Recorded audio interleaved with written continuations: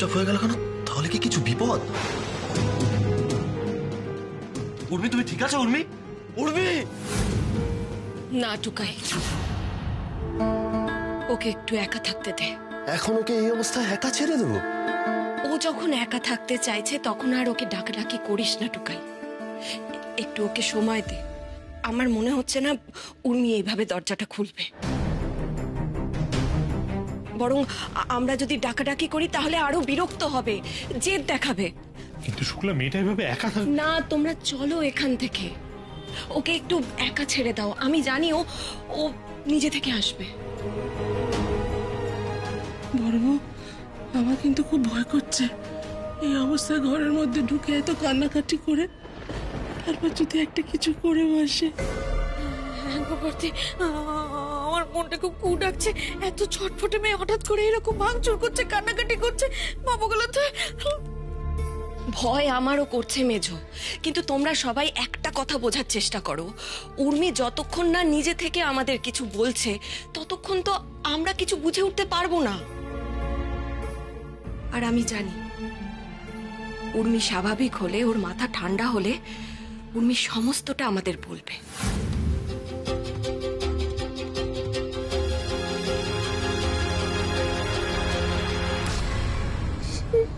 সেই পুতুলটা,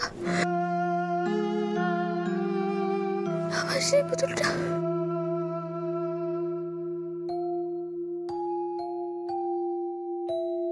সত্যি ভাবলাম মেয়েটার বার্থডে সেলিব্রেট করবো, হই হই করবো, ও তো নিজেই আপসেট হয়ে পড়লো। মা, ছোটন, মেয়েটা আমার একা একা কি করছে বলতো ঘরের মধ্যে? ওর তো মাথাতেই ঢুকছে না ও কোন কারণে এরকম আচরণটা করছে। সত্যি বলতে আমার লজ্জা করছে। ও তোমাদের সঙ্গে এরকম। আমাদের সঙ্গেও কিচ্ছু করেনি রে বাবু, এটা এখন ভাবার বিষয় নয়। আমাদের এখন এইটা ভেবে দেখতে হবে যে মনের মধ্যে কি এমন কষ্ট যার জন্য এইসব করে ফেলছে।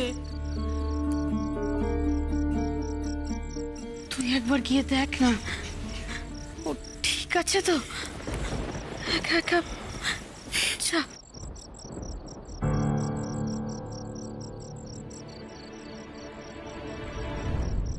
পূর্ণিমা, ঠিক আছিস তো মা? হ্যাঁ রে। আজ আমি তোমাদের একটা গল্প বলবো। একটা ছোট মেয়ে ছিল জানো, ওর একটা হ্যাপি ফ্যামিলি ছিল। ওর মম ছিল, ওর বাবা ছিল। মেয়েটার বাবাকে খুব ভালোবাসতো।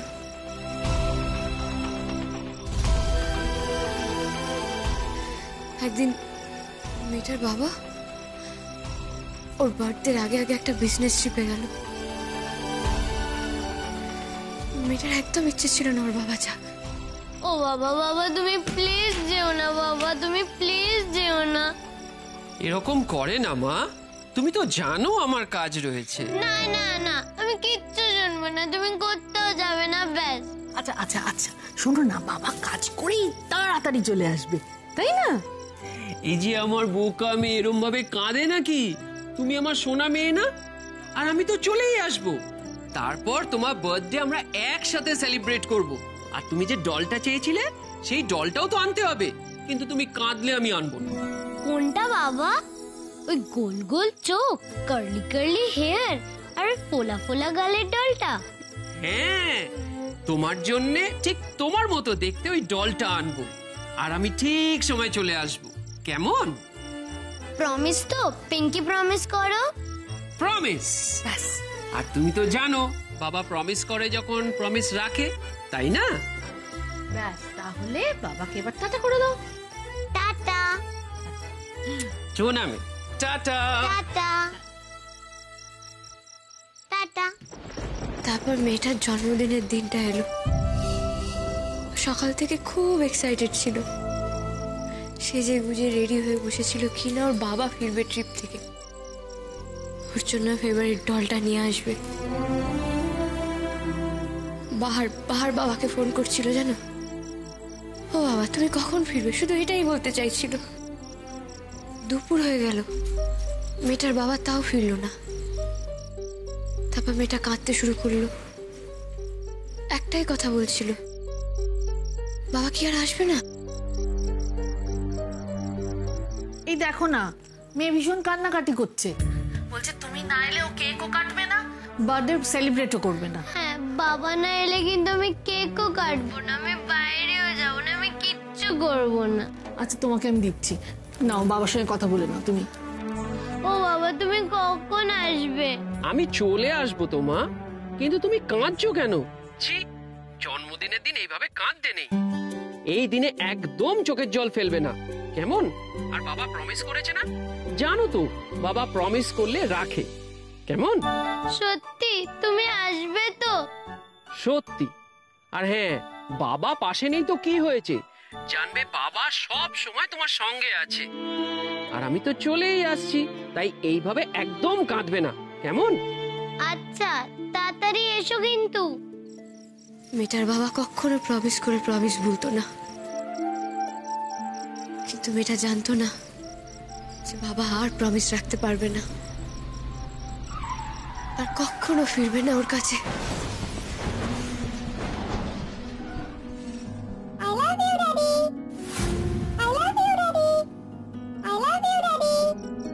মেয়েটা এত কিছু জানতো না, শুধু জানতো বাবা আসবে। আজ আসেনি, কিন্তু কাল আসবে। ও বাবার জন্য অপেক্ষা করতে লাগলো, একটার পর একটা দিন কাটতে লাগলো। বাড়ির সবাই বলল বাবা কাজে গেছে, কাজ শেষ হলেই ফিরবে, তাই বিশ্বাস করেছিল। তারপরে স্কুলের বন্ধুরা ওকে ওই সাংঘাতিক সত্যিটা জানালো। ওরা বলল ওর বাবা মারা গেছে, আর কোনোদিন ফিরবে না ওর কাছে। মেয়েটা মোটেই বিশ্বাস করেনি, জানো, পাগলের মতো ছুটতে ছুটতে বাড়িতে এসেছিল, বারবার ওর বাবাকে ফোন করছিল, কিন্তু ওই ফোন আর কেউ ধরেনি, শুধু বেজেই গেছিল। বাবা, তুমি ফোন কেন ধরছো না? তুমি আসছো না কেন? তুমি তো আমায় প্রমিস করেছিলে, আর তুমি যদি প্রমিস না রাখো আমি কিন্তু তোমার সাথে কখনো কথা বলবো না। কোথায় গেলে তুমি? সেদিন মেয়েটা বুঝেছিল, জানো, ওর বন্ধুদের কথাই ঠিক, আর কোনোদিন ওর বাবার সাথে কথা বলতে পারবে না। তারপর একদিন বাড়িতে পুলিশ এলো। এই যে ওনার ফোন আর পার্স, আর এই পুতুলটা ওনার বডির পাশ থেকে পাওয়া গেছে। সেদিন থেকে মেয়েটার মনে যে অভিমান জমলো, আর কোনোদিন কমলো না। মেয়েটা অনেক চেষ্টা করেছিল, জানো, যাতে একবার বাবাকে দেখতে পায়, একবার বাবার গলার আওয়াজ শুনতে পায়, একবার বাবাকে ছুতে পায়। পারেনি, জানো।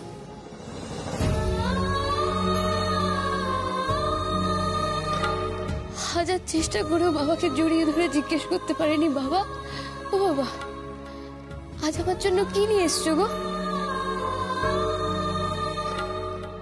হাজার চেষ্টা করেও বাবার বুকে মুখ গুজে নিজের সব রাগ দুঃখ কিচ্ছু ভুলতে পারেনি। বাবা আর কোনোদিন ওর মাথায় স্নেহের হাত রাখেনি। যে হাত ধরে মেয়েটা রোজ স্কুলে যেত, কোনোদিন ওই হাতটা ছুতে পারেনি। বাবা আর কোনোদিন বেড়াতেও নিয়ে যায়নি। মেয়েটার যখন জ্বর হতো, ও বাবা সারা রাত জেগে ওর মাথার কাছে বসে থাকতো, মাথায় হাত বুলিয়ে দিত। তারপর আর কোনোদিন ও জ্বরের সময় ওর বাবাকে পায়নি। এই এতগুলো না হওয়ার মধ্যে ও যেন নিজেকেই কোথাও হারিয়ে ফেললো, জানো।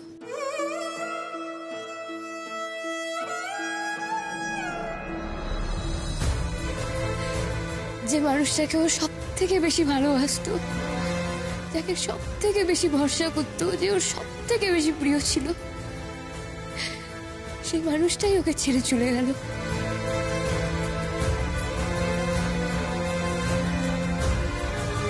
শুধু তার স্মৃতিগুলো রয়ে গেল, আর রয়ে গেল বুক ভরা অভিমান। যে অভিমান ভাঙানোর আর কেউ নেই। ওর জীবনে জানো তো অনেকটা বড় একটা শূন্যতা তৈরি হয়ে গেল, যে শূন্যতাটা আর কোনোদিন ভরাট হলো না।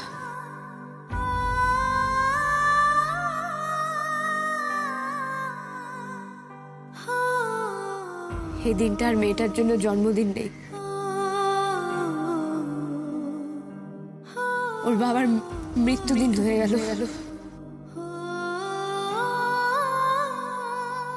যে দিনটার জন্য ও সবসময় এক্সাইটেড থাকতো, যে দিনটার জন্য ও সবসময় অপেক্ষা করে থাকতো,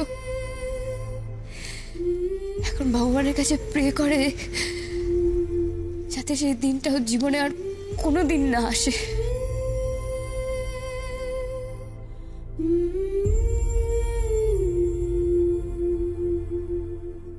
ব্যাস, এইটুকুই তোমাদের বলার ছিল।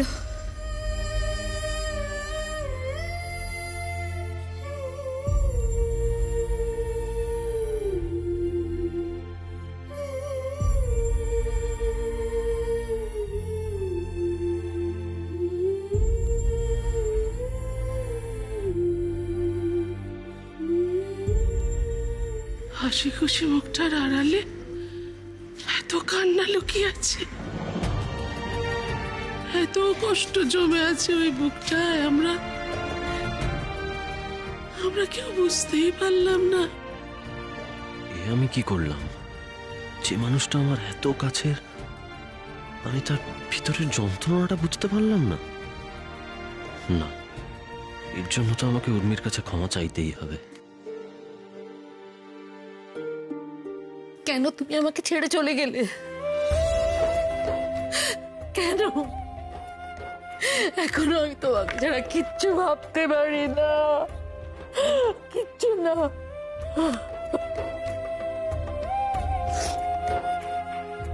আজও আমি সেই দিনটা ভুলতে পারি না। কি গো, তুমি কখন আসছো? তোমার মেয়ে কিন্তু খুব অস্থির হয়ে পড়েছে। ও পরিষ্কার বলে দিয়েছে বাবা না এলে ও কেকও কাটবে না, বার্থডে সেলিব্রেশনও করবে না। সত্যি গো, তোমার মেয়ে কিন্তু তোমাকে বড্ড মিস করছে। ও শুধু মেয়েই মিস করছে, মেয়ের মা মিস করছে না বুঝি? মেয়ের মা মিস করছে বলেই তো সে তোমাকে ফোন করে তাড়াতাড়ি আসতে বলছে। তুমি দেরি করো না, তাড়াতাড়ি চলে এসো, আমরা সবাই অপেক্ষা করছি। আমাকে একা করে, আমার মেয়েকে একা করে কেন চলে গেলে? তুমি নেই, আমার অভিমান বোঝারও এখন আর কেউ নেই।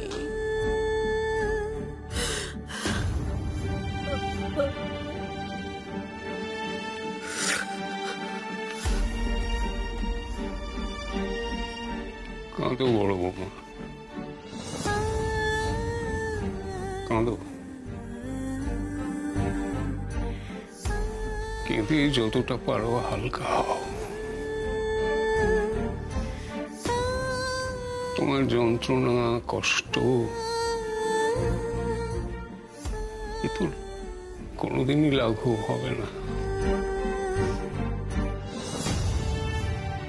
তুমি তোমার স্বামীকে হারিয়েছো, উর্মি তার বাবাকে হারিয়েছে, আর আমি হারিয়েছি আমার জ্যেষ্ঠ পুত্রকে। সন্তান হারানোর কষ্ট তো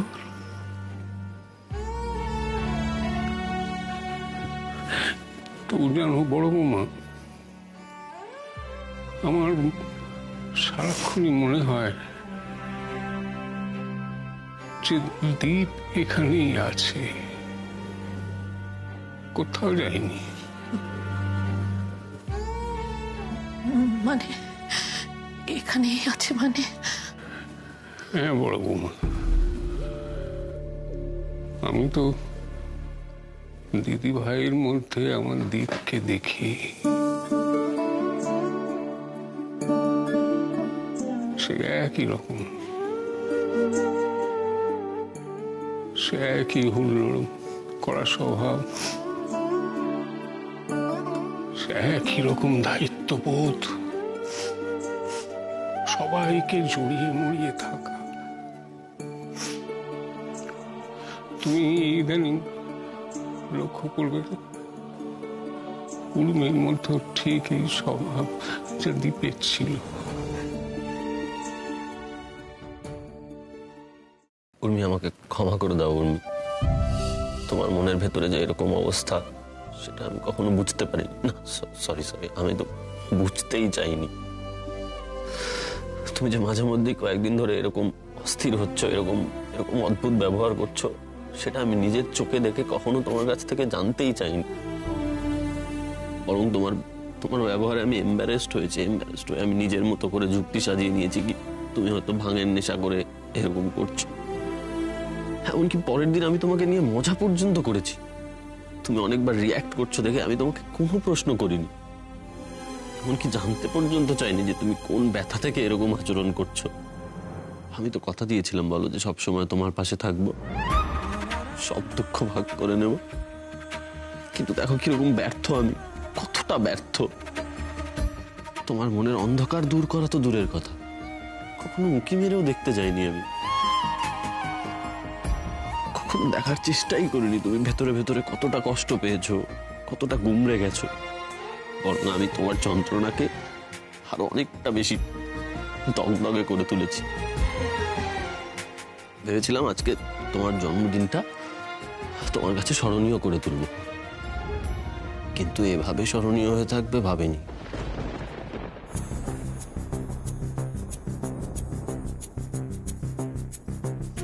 ক্ষমা করে দাও, ক্ষমা করে দাও।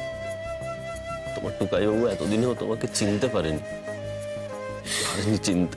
তুমি এসব কেন বলছো বলো তো? ক্ষমা তো আমার তোমাদের কাছে চাওয়া উচিত। আমি তো নিজের উপরে কন্ট্রোল রাখতে পারিনি। যে মানুষগুলো আমাকে ভালোবাসে, আমার কথা এত ভাবে, আমি তো তাদের সবার সাথে মিসবিহেভ করেছি। ক্ষমা তো আমি চাইবো তোমাদের কাছে। আসলে কি বলো তো, তোমাদেরকে আগে থেকে জানিয়ে দেওয়া উচিত ছিল। সে জানো তো টুকাইবাবু, জন্মদিন না আমার খুব কষ্ট হয়। আমি এই দিনটার কথা কাউকে বলতেই চাই না। আমার বাবা আমাকে ছেড়ে চলে গেছে, এর থেকে বড় কষ্টের আমার কাছে আর কি হতে পারে বলো? জানি উর্মি, জানি এই দিনটা তোমার কাছে স্বাভাবিক দিন নয়। এই ক্ষতটা কখনোই তোমার জীবন থেকে মুছে যাবে না। আসলে বাবা তো তোমার জীবনের একটা অংশ, একটা অংশ চলে যাওয়া মানে পুরোটাই ফাঁকা হয়ে যাওয়া। কিন্তু তাও উর্মি, জীবনের এই ভালো মন্দ সব স্মৃতিগুলোকে নিয়েই তো এগিয়ে যেতে হবে বলো। ও একটা কথা বলো আমাকে, তুমি তো তোমার বাবার একটা জরুরি কথাই রাখোনি। আমি কথা রাখিনি? হ্যাঁ, তুমিই তো বললে তোমার বাবা বলেছিলেন জন্মদিনের দিন চোখের জল না ফেলতে। বলেছিলেন যে তিনি সবসময় এই দিনে তোমার পাশে থাকবেন। তাহলে বাবার এই কথাগুলো কেন মানো না? আমি তো দেখছি তুমি তোমার বাবাকে ভালোই বাসো না। কি বলছো টুকাইবাবু, আমি আমার বাবাকে ভালোবাসি না? না, কারণ চোখের জল ফেলেই তো সবসময় ভালোবাসার মানুষকে শ্রদ্ধা জানানো যায় না। আনন্দ করেও তাকে মনে রাখা যায়। একটা মানুষ চলে যাওয়া মানে তার সমস্ত স্মৃতিগুলো চলে যাওয়া নয়, বরং সেই স্মৃতিগুলোকে ঘিরেই তোমাকে বাঁচতে হবে উর্মি।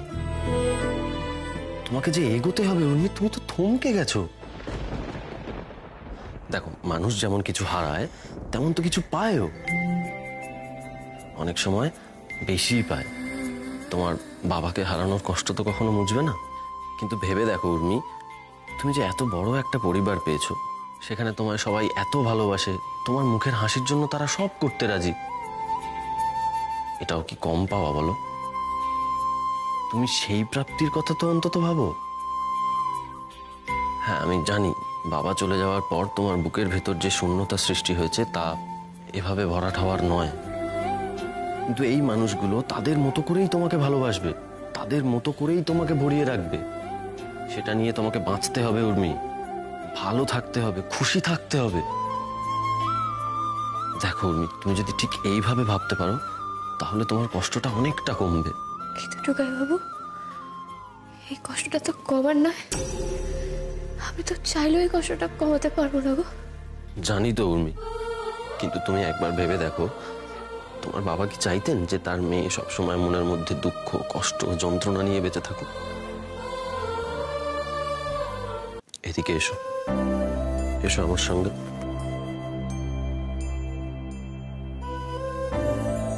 দেখো, তোমার বাবা কি চাইতেন তোমার এই মুখটা দেখতে? শোনো উর্মি, শোনো আমার কথাটা শোনো। তিনি চেয়েছিলেন তার মেয়ের মুখে হাসি যেন কোনো মূল্যে না মোছে। আজকে তোমার জন্মদিন, তোমার বাবাকে তুমি এইটুকু দিতে পারবে না? তুমি তার কথা ভেবে হাসবে না? দেখি হাসো, হাসো, আরে হাসো হাসো হাসো হাসো হাসো হাসো হাসো হাসো হাসো হাসো। উর্মি, এই ছটপটে মেয়েটাকেই তো তোমার বাবা দেখতে চান।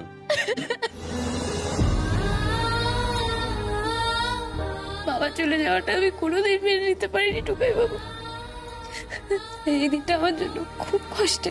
আমি জানি তো উর্মি, কিন্তু আমাদের সবার জন্য তোমাকে হাসতে হবে, তোমাকে আবার সেই আগের উর্মি হতে হবে। তুমি যদি মুখ গোমরা করে বসে থাকো তাহলে যে আমাদের সবার মন খারাপ হয়, এটা তুমি বোঝো না? শোনো, এবার থেকে তোমার প্রত্যেকটা জন্মদিন আমরা ঘটা করে পালন করব, বুঝেছো? প্লিজ টুকাই বাবু, প্লিজ না, তুমি প্লিজ আমাকে বাবার মৃত্যুদিনের দিন আমার জন্মদিন সেলিব্রেট করতে বলো না। দেখো উর্মি, আজকের দিনটা তো শুধুমাত্র তোমার বাবার মৃত্যুদিন নয়, আজকে তো তোমার জন্মদিনও। দেখো, এই দিনটা তো তোমার বাবাও ঘটা করে পালন করতেন, তুমি আমাকে নিজে বলেছো, তাই এখনো তোমাকে পারতে হবে। আর এই যে, তুমি ভুলে যাও না, তোমার বাবা কিন্তু আমাকে এই রিপ্রেজেন্টেটিভের চাকরি